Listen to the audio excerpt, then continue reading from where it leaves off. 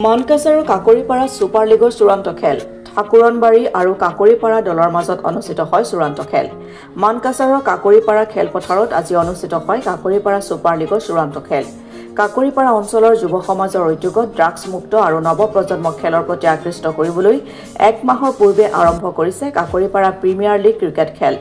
সৰ্বমুঠ 22টা দলে অংশগ্ৰহণ কৰা খেলখনৰ চূড়ান্ত খেলখন ঠাকুৰনবাৰী আৰু কাকৰিপাৰা দলৰ মাজত অনুষ্ঠিত হয়। উক্ত চূড়ান্ত খেলৰ শুভ উদ্বোধন কৰে মানকাছাৰৰ প্ৰাক্তন বিধায়ক জাবেদ ইছলাম ডাঙৰীয়া আৰু তেওঁক সংগ দিয়ে সীমান্ত সুৰক্ষা বাহিনীৰ শীৰ্ষ বিষয়াই।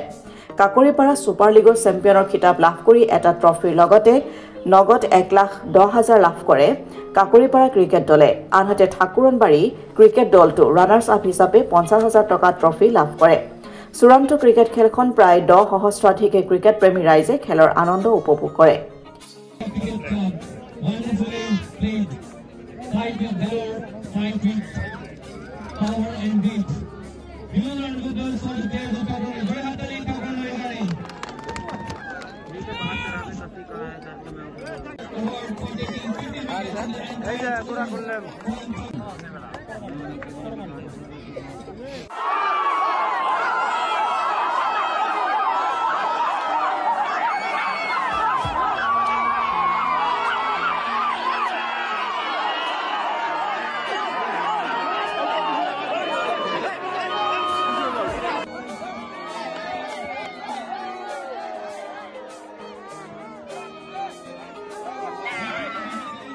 क्रिकेट मैच का आयोजन किया जो फाइनल जो ठाकुरानबाड़ी और काकरीपाड़ा के बीच में खेला गया, जिसका आयोजन काकरीपाड़ा यूथ क्लब के द्वारा किया गया।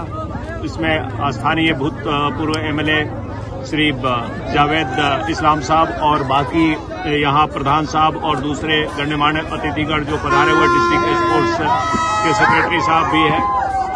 और जो इन दोनों टीमों ने अपना प्रदर्शन किया और जो लोगों में जोश देखने को आया, इससे एक संदेश जाता है कि लोगों में ऊर्जा काफी है। इस यूथ के लिए आगे फ्यूचर ब्राइट हो, इसमें हम भी जो अपना योगदान दे सकते हैं और देंगे। उसके साथ साथ जो यहाँ मैसेज डिस्प्ले किया गया अलग अलग स्टॉल पे, ये अपने आप में इन युवाओं को और ग्रामवासियों को एक अच्छा संदेश देने की कोशिश की जा रही है कि हम गेम के द्वारा एक अच्छे सोसाइटी का निर्माण करें जो सबके लिए स्वस्थ हो, सबके लिए हेल्दी हो। हमारी ओर से भी, कहने का मतलब बॉर्डर सिक्योरिटी फोर्स की ओर से भी जो इन युवाओं के लिए और ग्रामवासियों के लिए जो भी योगदान बन पड़ेगा हम अवश्य करेंगे। मैं अपनी ओर से व्यक्तिगत तौर पे रिक्वेस्ट करूंगा स्थानीय प्रशासन को भी, जो मुझे देख के लगा कि इस ग्राउंड को थोड़ा और अच्छा होना चाहिए था, इसके लिए भी जरूर प्रयास किया जाएगा।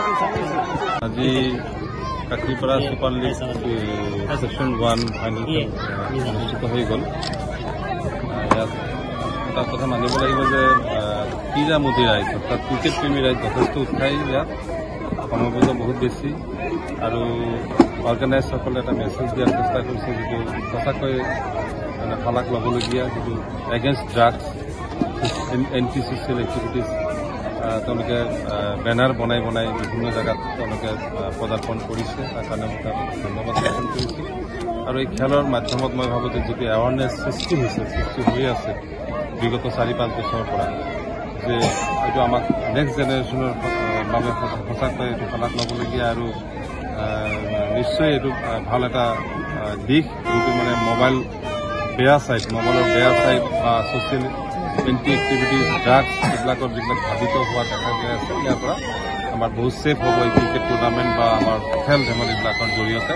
কাৰণ আমাৰ খেলৰ প্ৰতি যে আমাৰ ৰাইজ উৎসাহী, নতুন প্ৰজন্ম উৎসাহী, আমি প্ৰমাণ পাই গৈছোঁ।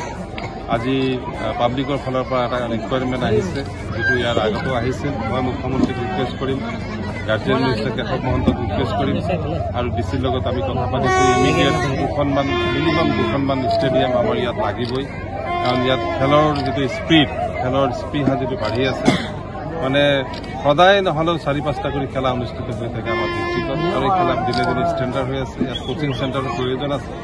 ডিষ্ট্ৰিক্ট ডিএছএ আগবাঢ়ি আছে, ডিএছএ ভাল ডিএছএ হৈছে এইবাৰ।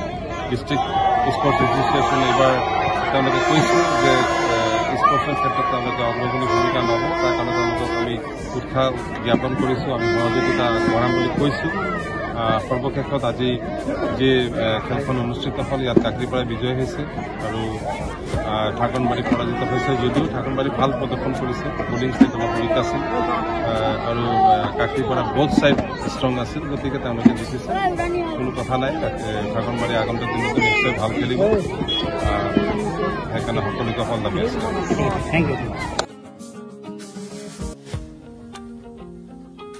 মানকাছৰ পৰা মিজানুৰ ইছলামৰ ৰিপৰ্ট অসম টুডে।